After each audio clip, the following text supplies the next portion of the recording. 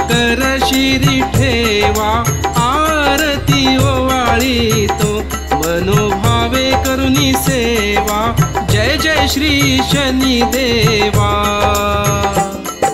सूर्यसुता शनी मूर्ती तुझी आगाध कीर्ती एकमुखे काय वर्णू शेषान चले स्फूर्ती जय जय श्री शनी देवा नमः शिवाय नमः शिवाय हर हर बोली नमः शिवाय। परम पूज्य विश्व चैतन्य अंधारातून प्रकाशाकडे घेऊन जाणारे महान संत आणि माझे सद्गुरू चैतन्य त्यागेश्वर महाराजांना आपण वंदन करूया। या कलियुगाचा राजा सत्ताचा सागर सूर्यसूत मी म्हणणार ना पाचावर धारण करणारा असत्याचा नाश करणारा आणि सत्याचा विजय करणारा दंडनीयना दंड देणारा आणि आदरणीयांचा आदर करणारा असा धर्मप्रिय शिवप्रिय आणि तुम्हा आमचा आराध्य दैवत शनिदेव यांना आपण प्रथम दंडवत नमस्कार करूया। आपण पाहत आहोत जीवनामध्ये हा धर्म कसा असावा की धर्म करत असताना आपली मती कशी असावी। आपली मती एकीकडे कर्म एकीकडे आचार एकीकडे विचार एकीकडे असेल तो कार्य सिद्ध होत नाही। मग याच्यासाठी तो कसा असला पाहिजे धर्माला साजेसं समाजाला साजेसं कुटुंबाला साजेसं असा एक पात्र असला पाहिजे। तो पात्र जी जबाबदारी आहे परमेश्वराने दिलेली ती नेटकं पार पाडता यावं। रंगभूमी जशी असते रंगभूमीवर जसे पात्र असतात तसा हा मनुष्य जीवन आहे। परमेश्वराने आपल्याला जन्माला घातल्यानंतर आपली पूर्ण ललाट रेषा जे लिहिलेलं असतं ते त्याचं असतं। त्याने दिलेली जबाबदारी आहे। ती जबाबदारी आपल्याला नेटकं पार पाडता आलं तर आपण जीवनामध्ये यशस्वी होऊ शकतो, नाहीतर होऊ शकणार नाही। नेता अभिनेता नट नटी हे जे आपण म्हणतो जे रंगभूमीवर पात्र वठवतात एक पात्र वठवलं तो कार्यक्रम संपला तो विषय संपला। पण आपण मात्र आयुष्यातला विषय संपवत नाही। आपण स्वतःलाच विसरून जातो। परमेश्वराने आपल्याला कुटुंबामध्ये एक वडील एक पात्र आहे, एक माता एक पात्र आहे, एक पिता एक पुत्र एक सून एक कन्या एक आजी एक आजोबा हे सगळे पात्र आहेत। त्या त्या वयामध्ये ते पात्र वठवलं पाहिजे। बालपणी हा बालकच झाला पाहिजे, तारुण्यामध्ये आल्यानंतर तो युवा झाला पाहिजे, ग्रस्ती झाल्यानंतर तो प्रपंचातले जे काय पात्र आहेत जे काय कला आहे ते वठवलं पाहिजे। आणि जेव्हा आपण सांसारिक जीवनातनं वानप्रस्थाकडे जातो वानप्रस्थाकडे गेल्यानंतर आपली जी जबाबदारी खांद्यावरची मुलाच्या खांद्यावर द्यायची असते ते दिलं पाहिजे। त्याच्याही पुढे संन्यासाश्रममध्ये गेलं पाहिजे। एक पात्र आहे त्याला चिटकून राहायचं नसतो, मात्र आपण उलट करतो। देवाकडे जातो, नमस्कार करतो, अनेक मागण्या घालतो, अनेक विषय आपण देवापुढे ठेवतो, मात्र पात्र वठवायला तयार नाही, जबाबदारी घ्यायला तयार नाही. आम्हाला काय मिळतं, देवाकडनं मला काय मिळेल, कुटुंबामधून इतराकडनं मला काय प्राप्त होईल, ह्या अपेक्षेनं आपण देवाकडे हात जोडतो, म्हणून अकर्म होतो. हा शुद्ध कर्म होत नाही. हा कर्म शुद्ध नाही आहे, धर्माला साजेसं कर्म नाही. त्याच्यामुळे जीवनामध्ये, संसारामध्ये, प्रपंचामध्ये कार्य करताना, धार्मिक कार्य असो, सामाजिक असो, कुठलंही कार्य करत असताना मात्र आपण अखंड दुःखी असतो. दुःखी राहण्याचं कारण एकच आहे, दिलेली जबाबदारी व्यवस्थित पार पाडत नसल्यामुळं परमेश्वराने आपल्यापुढे दुःख उभं करतो. दुःखात सुद्धा आनंद आहे. एखादा अभिनय करत असताना रंगभूमीवर एखादा नट जेव्हा अभिनेता आहे तो पात्र वठवत असताना जर दुःखी पात्र असेल, तो मनापासून वठवला तर त्यात सुद्धा आनंद घेता येतो. लक्षात ठेवा, त्यात सुद्धा आनंद घेता येतो. तो दुःखाचं पात्र आहे. जर मी अभिनय करत असताना माझ्या नेत्रातनं जर आनंद अश्रू नाही आले, तर दुःख अश्रू नाही आले, तर तो पात्र वाटवता येत नाही. असं झालं सिद्ध. ज्यावेळेस दुःख असेल त्यावेळेस दुःखाश्रू वाहिलं पाहिजे, ज्यावेळेस आनंद असेल ते आनंदाश्रू वाहता आलं पाहिजे. हे अश्रूचे सुद्धा प्रकार आहेत. अश्रूही एका प्रकारचे नाहीत. म्हणून परमेश्वराने दिलेली जबाबदारी पार पाडत नसल्यामुळं आपण आयुष्यभर दुःखी राहतो. याचं एक उदाहरण द्यायचं म्हटल्यानंतर रामायणामधलं एक थोडीशी किस्सा तुम्हाला सांगतो. एका ठिकाणी एक नाटक चाललं होतं. पूर्वी नाटकं खूप व्हायचे. ते नाटकामध्ये पात्र होतं रावणाचं, सीता स्वयंवराचं. जनक राजाच्या दरबारामध्ये सीता स्वयंवराचं हा एक प्रसंग होता. आणि ते प्रसंग चांगलं वठवण्यासाठी सगळ्या, जो रावणाचा पात्र आहे, जो रामाचा पात्र आहे, जो लक्ष्मणाचा पात्र आहे, विश्वामित्राचा पात्र आहे, जनकाचं पात्र आहे, सगळे व्यवस्थित त्यांना ट्रेनिंग दिलं होतं. अभिनय कसा असला पाहिजे. प्रसंग आला, रावणाला सांगितलं. सगळे बसलेले होते दरबारामध्ये. जनक राजा सुद्धा सिंहासनावर बसलेला होता. आणि बसल्यानंतर तिथं आवाहन करण्यात आलं की हा शिवधनुष्य त्याला प्रत्यंश लावल आणि उचलल आणि तोडल, त्याला माझी कन्या वरमाला घालल. सगळ्यांना ऐकू गेलं, सगळे ऐकले. आणि सगळे ऐकल्यानंतर प्रथम त्या रावणाला सांगितलं होतं की आपण प्रथम उठायचं आणि तो बाण उचलायला जायचा, धनुष्यबाण, आणि छातीवर घेऊन पडायचं आणि लोकांनी हसायचं. एक पात्र होता तो. रावण क्षणभर विचार केला, तो उठला. अनेक ठिकाणी अनेक नाटकं तो करत होते. 50, 100, 200 नाटक झाले होते त्यांचे. प्रत्येक वेळेस लोक हसायचे. तो रावण उठायचा, छातीवर बाण घेऊन पडायचा, धनुष्यबाण, आणि लोक हसायचे. दुसऱ्याने उचलायचं, ठेवायचं, आणि त्याचा अपमान, आयुष्यभर अपमानच व्हायचं. मग तो विचार केला, उठला, धनुष्यबाण घेतला आणि तो म्हणला, त्या ठिकाणी त्याच वेळेस तो विचार केला की का मी अपमान करून घेऊ. धनुष्यबाण एवढा हलका असताना मी एक क्षणात मोडू शकतो. सतत लोकांचा हास्य आपण घ्यायचं. मग तो बाण घेतला, उचलला धनुष्यबाण आणि मोडला. मोडल्यानंतर सगळं स्तब्ध झाले. सगळे विचार करायला लागले, हे कसं काय घडलं.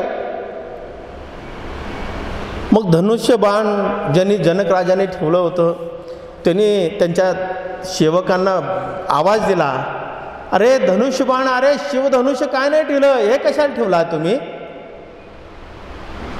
ते नाटकाला कुठंतरी पडदा टाकायचं होतं म्हणून त्या जनक राजाने त्यांच्या सेवेकरांना सांगितलं की तुम्ही धनुष्यबाण, शिवधनुष्य नाही ठेवला, दुसरंच ठेवलाय. पडदा पडला. पडदा पडल्यानंतर रावणाचा जो पात्र वटवत होता त्याने त्याला ते एका खोलीत घेतलं आणि सगळ्यांनी धुवून काढलं, त्याला धुतलं. दिसल त्यांनी लाता घालायच्या, दिसल त्यांनी बुक्क्या घालायच्या. म्हणजे मला काय म्हणायचं की तुम्ही जे कर्म करत असताय, कर्म करत असताना शुद्ध कर्म नसेल तर असे आपल्याला सुद्धा धुतलं जातं. आपल्याला सुद्धा मानसिक, शारीरिक ह्या सगळे क्लेश निर्माण होतात आणि क्लेशाचा बाप आहे तो दुःख. हे दुःख आपल्याला नको असेल तर परमेश्वरांनी दिलेले जे पात्र आहेत, जो अभिनय आहे, जे रंगभूमीवर आपण वटवायचा असतो अभिनेता म्हणून, अभिनेत्री म्हणून, तो त्या पात्राला साजेस अभिनय आपण केला पाहिजे. हे सुद्धा पात्र आहे. मी इथं माझं पात्र आहे, तुम्ही बसला ते पण पात्र आहे, हे बसले ते पण पात्र आहे. जर आपण बसत असताना जर तुम्ही वेडे वाकडे बसलात, तुम्ही जर श्रवण करत नसाल तर तो धर्माला साजेसा नाही आहे, दुःखदायक आहे, कष्टकारी आहे. मी काय बोलतो हे तुम्हाला कळत नसेल तर चार शब्द घेता येत नाही, त्याच्यामुळे तुमचा वेळही वाया गेला, इथंपर्यंत आलेला डिझेल पेट्रोल वाया गेला. म्हणजे आयुष्यामध्ये आपण वाया घालवत जायचं का? एकदा असंच मुलगा आगाव होता, खूप आगाव होता. गावभर फिरायचं, उचापत्या करायच्या, रोज 4-4 भांडण आणायचे. शेवटी वडील थकले, आई थकले. रोज किरकोळ गोष्टीवरनं सुद्धा आपण सुद्धा कुटुंबामध्ये बघा एका क्षणात खोटं बोलतो आपण. लगेच अंगावर काही यायला लागलं की ढकलायचं कसं, लगेच खोटं बोलून मोकळं होतो. एका सेकंदात मनस्थिती बदलतो आपण. का तर खोटं बोलण्याची आपल्याला आंघोळण पडलेली असते, पचवाची आपल्याकडे क्षमता असते. यश पचवता येत नाही, सत्य पचवता येत नाही. तसं त्या मुलाला त्यांनी सांगितलं की बदल करण्यासाठी अनेक आश्रमामध्ये, शाळेमध्ये, अनेक शिक्षकाकडे, अनेक ठिकाणी त्या मुलाला पाठवलं, अनेक ठिकाणी पाठवलं. त्याचं काही उपयोग होत नाही. त्या गावामध्ये हरिश्चंद्र राजाचं एक नाटक तिथं आलं होतं. त्या गावामध्ये नाटकाचं एक टीम आली होती. हे नाटक चालू होतं. मग त्या वडिलांना खूप बरं वाटलं. हरिश्चंद्र राजा हा सत्यवादी होता, तो सत्य कधी सोडला नाही. मग माझ्या मुलाला सत्य हे हरिश्चंद्र राजाचं नाटक जर पाहायला दिलं, तो नाटक पाहायला की तो सुधरेल, त्याच्यात बदल होईल असं वाटलं. आणि त्या मुलाला त्यांनी सांगितलं, अरे बाबा नाटकाला जा, पैसे घे, नाटकाला जा. तो जाण्याच्या मनस्थितीत नव्हता. कारण हरिश्चंद्र राजाला ते पोस्टरवर ते फाटलं तुटलं वेडं वाकडं दाखवलं होतं, दाढीबिडी वाढलेली आणि अगदी जीर्ण झालेला असं दाखवलं होतं. तो मुलगा म्हणाला, जर ह्याचं नाटक बघितलं तर मला सुद्धा असंच व्हावं लागतं, मला एक दिवस असं होण्यापेक्षा न बघितलेलं पडलं. मग त्या मित्राला त्यांनी सांगितलं, त्या मुलाच्या वडिलांनी त्याच्या मित्राला सांगितलं, मित्राला पैसे दिलं, तूही तिकीट काढ, याचंही काढ आणि दोघंही जा. मग आता कसे बसे आपलं मित्राच्या प्रेमापोटी तो गेला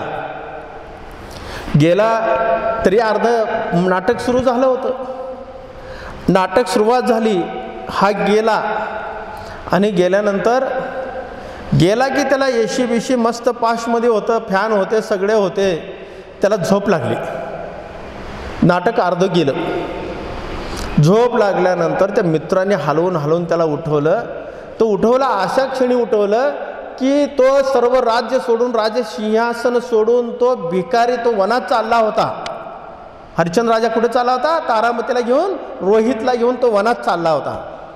त्यावेळेस तो दुःखी लोक रडत होते, सगळे लोक नाटकाचं पात्र बघून रडत होते. तेव्हा तो मित्राला विचारला, ह्याचं काय झालं रे?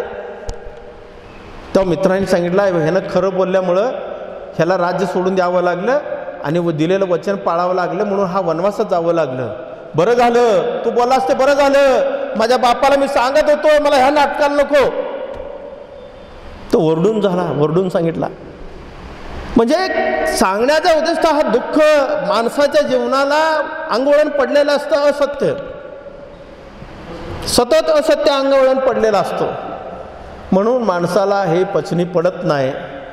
म्हणून आपण कुठलंही कार्य करत असताना, कुठलंही कर्म करत असताना, कुठलंही कार्याबरोबर तो तुमचा अभिनय तुम्हाला व्यवस्थित वठवता आलं पाहिजे. राजसिंहासनावर बसल्यानंतर ती जबाबदारी असते, कुटुंबाचा प्रमुख झाल्यानंतर ती जबाबदारी असते. कुटुंबाचा प्रमुख झाल्यानंतर इतकी जबाबदारी वाढते की त्याला झोपी येत नाही. कुटुंबाची कारभारिणी असेल, तिला झोप येत नाही, शेजारणी असतात, कुटुंबातले दुसरे माणसं असतात. बघा, अजून एक उदाहरण देतो तुम्हाला, त्यात काय लक्षात येतं पहा. जनक राजाच्या दरबारामध्ये महर्षी व्यासाने स्वतःचा मुलगा शुकमुनीला पाठवलं. शुकमुनी हा सुधरत नव्हता. शुकमुनी सुधरत नव्हता. त्याला शेवटी त्या जनक राजाच्या दरबारामध्ये पाठवलं. जनक राजा हा विदेही होता. विदेही म्हणजे स्वतःचा देह जो आहे, जी अपेक्षा आहे त्यापासून तो अलिप्त होता. देह प्रपंचात असून सुद्धा अलिप्त. जसं कमळ पाण्यात असतो पण पाण्याला स्पर्श करत नाही. पाणी त्याच्यावर पानावर टाकून बघा, फुला पाकड्यावर टाकून बघा, पाण्याला पाणी स्पर्श करत नाही. संसारात असूनही नसल्यासारखं. तेव्हा शुकमुनीला दरबारामध्ये घेऊन गेले. दरबारामध्ये त्याला उभं केलं. राजाला पाहिला. राजे सिंहासनावर बसले होते, जनक राजे. आणि सिंहासनावर बसल्यावर दोन तीन दासीना त्यांना त्या पंख्याने हलवत होत्या, चवऱ्यानी हवा घालत होत्या. आणि सगळी सेवा, त्याला जनक राजाची सेवा खूप होती.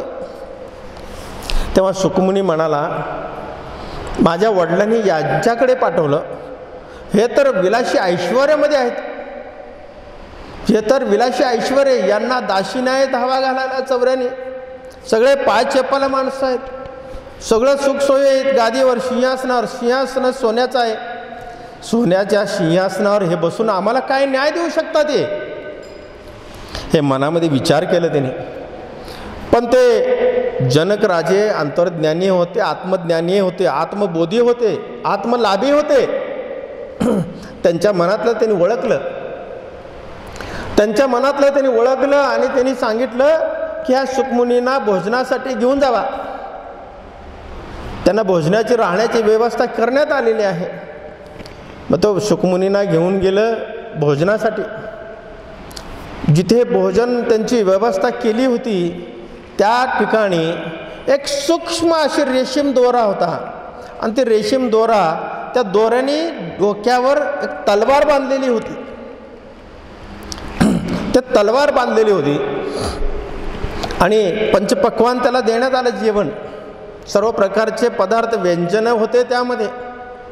आणि सहज त्या शुकमुनीची नजर त्या तलवाराकडे गेली. वर पाहिलं, बारीक दोरी होती अगदी केसासारखी. ती वारा आला की हलायचं तलवार. आणि तिथं त्याला जेवायला दिलेलं होतं. आणि जेवायला दिल्यानंतर तो जेवलं तर पाहिजे, भूक तर लागली. तो वर पाहत होता, वारा आला की हलायचं. तो म्हणाला की कधी डोक्यात पडेल आणि कधी माझं खत्मा होईल हे सांगता येत नाही. मग तो कसा बसा तो जेवण केला.